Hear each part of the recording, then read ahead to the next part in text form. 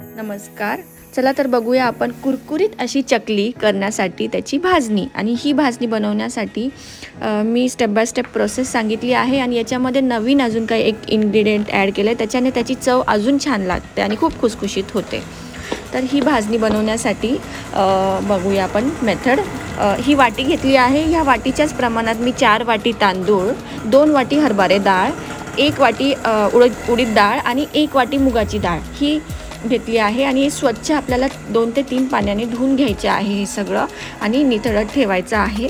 त्याचं पाणी निथळलं की अर्धा तासाने आपल्याला हे स्वच्छ कपड्यावर सुकत ठेवायचं आहे. हे जवळजवळ मला असं वाटतं की पूर्ण 1 दिवस लागतो आपल्याला सुकायला. हे छान सुकलं की दुसऱ्या दिवशी आपल्याला कढईमध्ये हे मस्त खरपूस असं भाजून घ्यायचं आहे.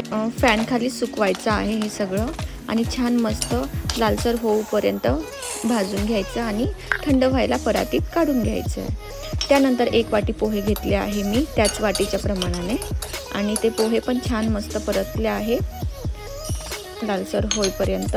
तसंच मी पाऊण वाटी साबुदाणा घेतला आहे, तो पण मस्त छान परतून घ्यायचा मंद आचेवर. साबुदाणा छान फुलतो. त्यानंतर मी अर्धी वाटी धणे घेतले आहे, ते पण मस्त छान लालसर होईस्तर परतून घेतले आहे. आता मी अर्धी वाटी जिरे घेतले आहे, ते पण छान मस्त लालसर होईस्तर परतायचे आहे. आणि अर्ध्यालाही अर्ध प्रमाण मी बडीशोप घेतली आहे, ती पण मस्त छान परतून घ्यायची. बडीशोपने त्याची टेस्ट अजून वेगळी लागणार आहे मस्त. आता मी अजून नवीन इन्ग्रेडियंट म्हणजे याच्यामध्ये 4-5 लवंग आणि 4-5 मिरे घेतले आहे, ते पण मस्त परतून त्यामध्ये ॲड करायचे आहे. याच्याने आपली भाजणी खूप टेस्टी होणार आहे. ही भाजणी मस्त दळून आणायची आहे गिरणीमधनं आणि मस्त त्याची भाजणीची चकली बनवायची आहे. आणि ती चकली खिशी घेऊन बनवायची आहे. ती कशी बनवायची आहे मी नेक्स्ट व्हिडिओमध्ये सांगणार आहे. Please subscribe.